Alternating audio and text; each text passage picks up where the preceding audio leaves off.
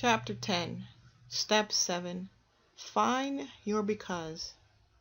This is the true joy in life, the being used for a purpose recognized by yourself as a mighty one. George Bernard Shaw.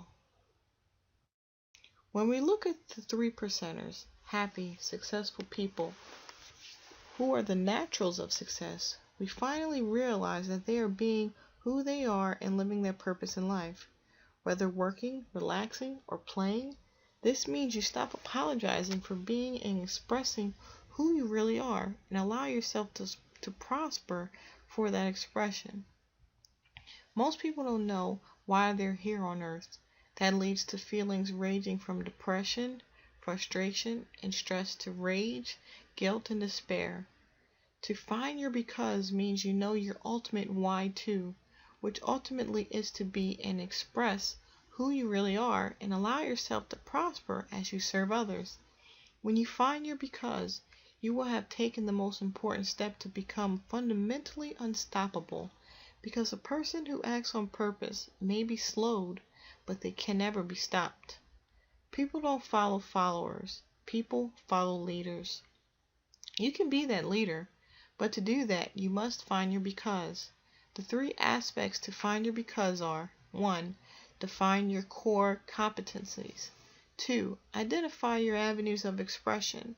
3. Release your spirit. Define your core competencies. Your core competencies are simply what you're naturally good at. Having worked with tens of thousands of people in my seminars, I've realized that to define your core competencies means to combine your strengths, skills, and desires. Core competencies Part 1. Describe your strengths. There's been a lot of talk about strengths lately. Essentially, a strength is something you do naturally, something you love doing, and something that makes you feel good after you've done it. Here are your 4 fill-in-the-blank questions to identify your natural strengths. Describe your strengths. 1. I feel strong when blank. 2. People I trust have told me my strengths are blank. 3. Specific actions the following leaders did that I admire blank. 4. Actions I can do to express my strengths blank. Core competencies Part 2. Document your skills. Your strengths and your skills are different. A strength is something you do naturally, while a skill is an activity you do that reveals that strength. For example, let's say you're a great communicator. You can convince anybody to do anything. That's a natural strength. Then your skills would be in selling, recruiting, teaching, or broadcasting. Let's say you're a natural analyzer. You see how things fit together. Your skills could be in money management, engineering, or medicine. Your natural strengths lead to your expressed skills. Document your skills. 1. I know I'm really good at blank. 2. People tell me they appreciate it or like it when I blank. 3. I love doing blank. 4. Actions I can do to increase my skills blank. Core competencies Part 3. Define your desires. What can you do to follow your dreams? What actions could you take that would help you fulfill your desires? See how we're always taking action on every little step? Don't wait until you know every single thing before you start moving. That will be like wanting to take a trip and waiting for every light to be green before you leave. Most people live their lives that way, waiting for things to be perfect before they'll act. The 3%ers realize that life ain't perfect and simply act. You can do this too. Define your desires. If money were no object, 1. If money were no object, I would blank. 2. I'm happiest when I blank. 3. I'm excited when blank. 4. Actions I can do to follow my dreams blank. Identify your avenues of expression. The second aspect of finding your because is to identify your avenues of expression. This is how you're going to express your strengths, skills, and desires. You first need to define your core competencies. Then determine how you would like to express them in your life. This is what I really want to do. This is how I want to express who I really am. Avenues of expression. Part 1. Reveal who you really are. This goes all the way back to step 1. You can ask your loving mirrors and safe havens to help you answer this question. Who am I? Maybe the oldest question known to humanity. See if you can bring the answer for you into a word or a phrase. Reach inside and express who you really are. Who I really am. Fill in the blank. Avenues of expression part 2. Review your roles. Once you have revealed who you are, you need to review your roles. These are roles you currently do, as well as those you would like to do. Your roles are not the same as your job. Your roles are everything your job entails and more. For example, you might have the role of a mother or father, brother or sister, spouse and friend. Those are all personal roles. Then you might also have the role of a salesperson, recruiter, coach, or mentor. All of these roles may be encompassed by your job. What about roles you'd like to do? For those dreams you would like to fulfill. If you start doing the things that happy, successful people do, you will become one of them. By the same token, if you don't do what they do, you will not become one of them. That doesn't mean you have to do it exactly the same way someone else did it. I've interviewed hundreds of super successful people, and no two got there the same way, but they're all doing one thing the same, expressing who they are to a very high degree and letting themselves prosper for it. If they can do it, you can do it too. Key roles I do and would like to do. Fill in the blanks. Avenues of expression part 3. Resolve to persist. This is your ultimate why too. Why will you resolve to persist? When you start moving up, stuff gets thrown at you that you could never anticipate. It's happened to me, it's happened to others, and it will happen to you. But when you resolve to persist, you become fundamentally unstoppable. That's when you move beyond positive thinking, beyond motivation, and just get stuff done. My purpose here on earth is to create a nation in a world of loving mirrors. I do that through my seminars, through mentoring and training, and through living my life. That's my ultimate why too. What's yours? You may not know consciously yet, but you need to find out. Why? Because if you don't, at the first red light you come to, and there will be lots of them, without a strong enough why too, you'll give up and go home. Will you give up, or will you keep moving in the direction of your dreams?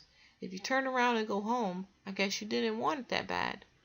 The key is to know when you have too many red lights in a particular direction. Maybe you do need to take another path. The more you are in touch with your intuition, your authentic self, the more you will know when you need to keep going in that direction and when to take a different way. There are plenty of paths to success.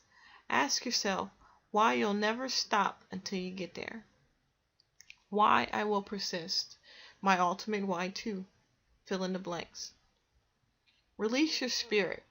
The final aspect of the final step is to release your spirit. If I could sum up the essence of the entire Secret Code of Success teaching, it would be in those 3 simple words. Release your spirit. There are only 3 things you need to do to release your spirit. But before I tell you what they are, I want to tell you something that may surprise you. The 2 sentences that describe all human emotion. I was meditating one morning when I realized that all human emotion can be described in 2 simple sentences. Once I saw them in my mind, I realized that they encompassed the entire range of human emotion, and they made it so simple. They also encompassed how to fix any negative emotion we might experience for the rest of our lives. Ready? Here are the sentences. When your opinion of your past, present, and future tends to be positive, you will be happy. When your opinion of your past, present, or future tends to be negative, you will be unhappy. Those two sentences describe all human emotion. What is the key word in both of those sentences? Opinion. Why? Because it's not what happens to us, it's our opinion of what happens to us that determines our thoughts, feelings, actions, and responses. And all of those together create our very lives. How many people do you know who are carrying around a negative opinion of something that happened to them 10, 20, 40 years in the past that's determining their lives today? How many people do you know who are not appreciating the abundance they have in the present, right under their noses? How many people do you know who are afraid of what's going to happen in the future? Conversely, how many people do you know who have a positive opinion of their past, present, and future? Notice that your past, present, and future are your life. You can very easily make the argument that your life is nothing more than your opinion of your past, present, and future. Where's your past? Where does it exist? Only in your head. Nowhere else in the entire universe but your head. I don't care if you have 12 brothers and sisters. Not one of them is carrying around your past. Where is your present? Only in your head. No one on earth is experiencing your present. Where is your future? Same as the other two. It only exists in your head. Therefore, if you get only one thing from this book, I hope you get this, because this simple thought may be the greatest gift of this entire teaching. If you want to release your spirit and live the life of your dreams, all you have to do is change your opinion of your past, present, and future. And how do we do that? It's as easy as 1, 2, 3. The 3 stages to release your spirit. Stage 1, forgive your past. Stage 2, appreciate your future. Stage 3, step into your best future. Release your spirit. Stage 1, forgive your past. The only thing we need to do with the past is to forgive it. The past is gone, but you may be holding on to it. When you do not forgive your past, you are bound to the past by chains that are stronger than steel. I know you don't want to be chained to the past, but in order to not be, you have to forgive it. A lot of people have big problems with this. The truth is, you are forgiving for yourself, not the other person. Look at the word forgive. It means to give for. You are giving for the purpose of being free. You are forgiving for you, not for them. We're not condoning what was done to us, but we're not saying it's all right. No, it wasn't all right. It sucked, but it's gone. As masters over the centuries have told us, let the dead bury the dead. It's not our job to go back and refight what's gone forever. When you try to do that, you're just chained there forever. In the spaces below, write who you need to forgive for what and your why-tos of forgiving now. Notice I didn't ask you how to forgive. My experience with thousands of students shows that when you have the why-tos of forgiving, the heart finds the how.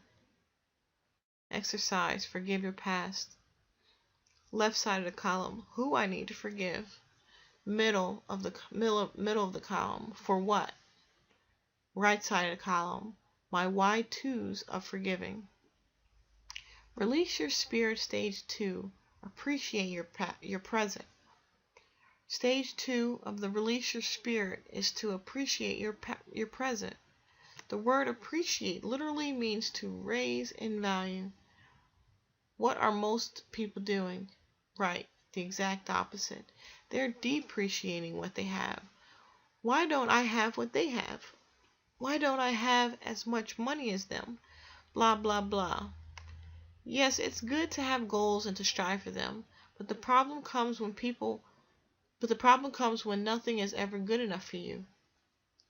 I'm inviting you to look at what you have and simply appreciate it. I'm not saying that if you're $30,000 in debt, you should try to deny that and say everything's wonderful.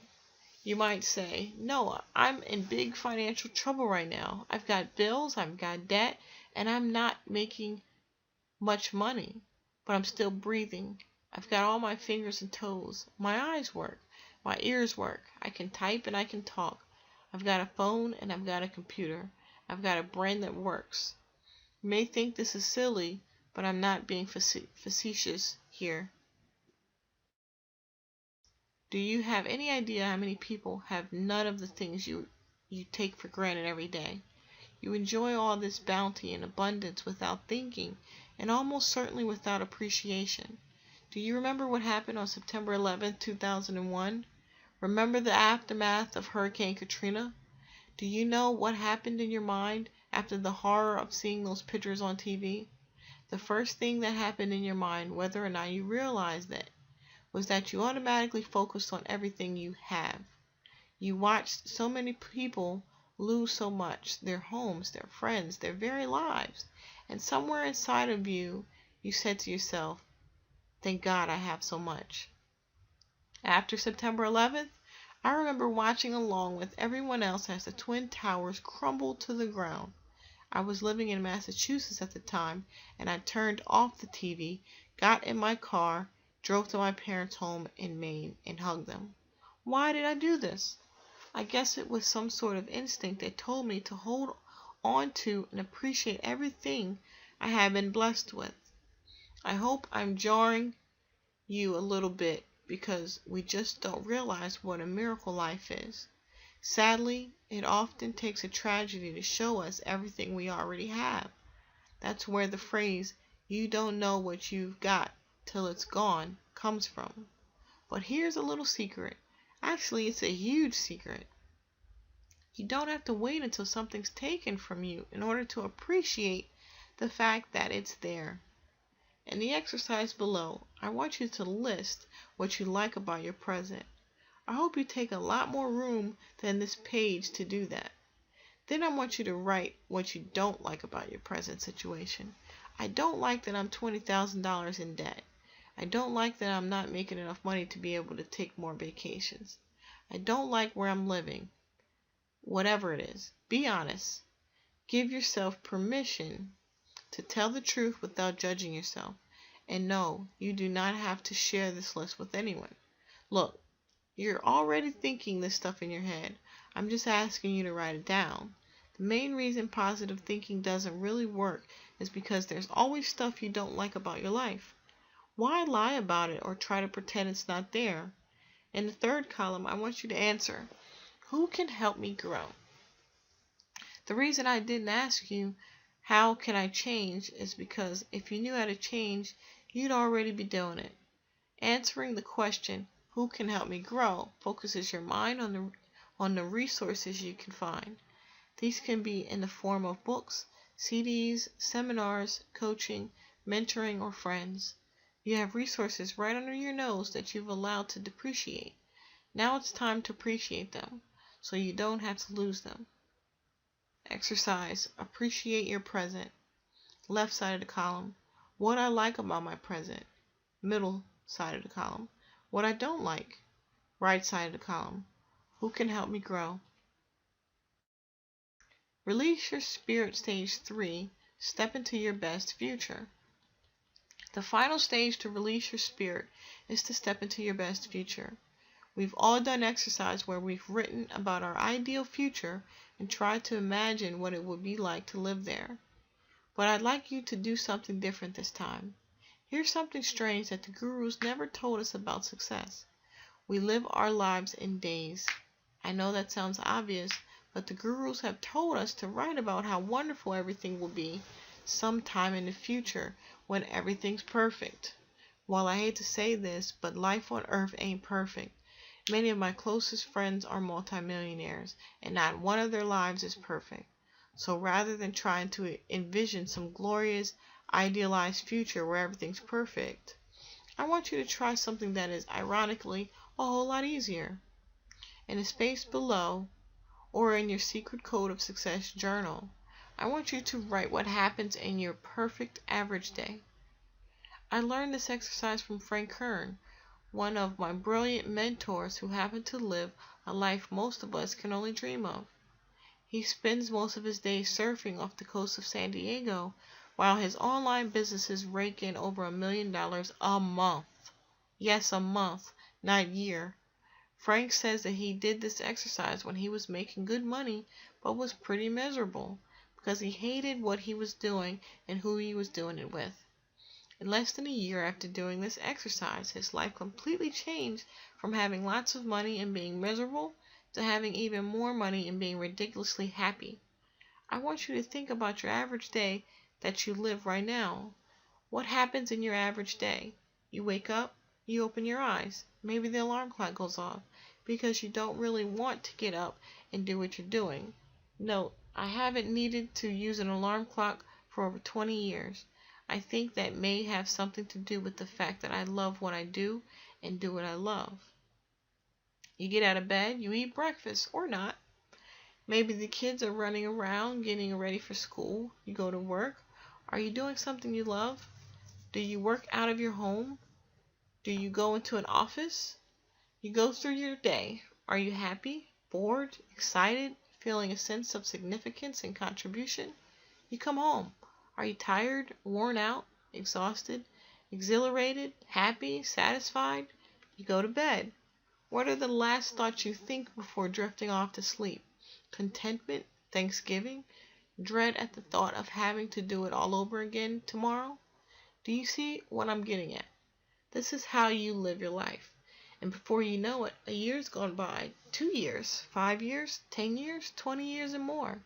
And you're still saying to yourself, someday I'll. Have you ever noticed that there are no trips to someday I'll? We either start doing the thing or it never happens. So I'm inviting you to stop thinking about someday I'll and just start doing the damn thing. In your Secret Code of Success journal, write what happens in your perfect average day. The key word there is average. I don't want you to write about some idealized future where you're sitting on the beach sipping margaritas every day, because I've talked with many people who've done just that, and believe it or not, it actually does get boring after a while. Yes, we want to enjoy vacations and nice stuff, but this exercise is about describing what happens in a perfect average day when you are happy and doing what you really want. Exercise. Step into your best future. My perfect average day. Fill it out. To release your spirit represents the highest level of success, happiness, and fulfillment. Because you finally stop worrying about money or making people happy. You simply express who you really are and let yourself prosper as you prosper others. The 3%ers may be unconscious of what they're doing, but you can still learn from them. This final aspect of the final step means you have not only stopped apologizing for who you are, but you give yourself permission to succeed at the highest levels. The wonderful thing is, as you give yourself permission to succeed, you also give others the same permission. That's why to release your spirit represents the culmination of this work and brings us full circle, back to the gaining and giving of the unconditional support we all need to be who we really are. A quick recap. 1. The final step to the secret code of success is to find your because. This represents your ultimate why-to, your purpose or mission. When you find your because and start living it, you become fundamentally unstoppable. 2. The first aspect of find your because is to define your core competencies. This happens in 3 stages. Describe your strengths, document your skills, and define your desires. 3. The second aspect of find your because is to identify your avenues of expression. The 3 stages are reveal who you really are, review your roles, and resolve to persist. The third and final aspect of find your because is to release your spirit. The 3 stages to release your spirit are forgive your past, appreciate your present, and step into your best future. 5. To find your because represents the highest achievement a human being can do, because the greatest joy comes from giving yourself to a purpose larger than yourself. Use these steps to find your because when you give yourself permission to be who you really are, you give others that permission too. Next actions. List 3 things you can do from this chapter in the next 7 days to find your because in your life and business. 1, 2, 3. List them. Top affirmations for step 7. 1. Why did I find my because? 2. Why am I living a purpose-driven life? 3. Why do I know why I'm here on earth? 4. Why did I find my ultimate why too? 5. Why is it so easy for me to focus on what I really want? 6. Why am I on course and on target? 7. Why did I never, ever, ever give up? 8. Why is everything going according to plan? 9. Why does God bless me with unprecedented favor today? 10. Why am I fundamentally unstoppable?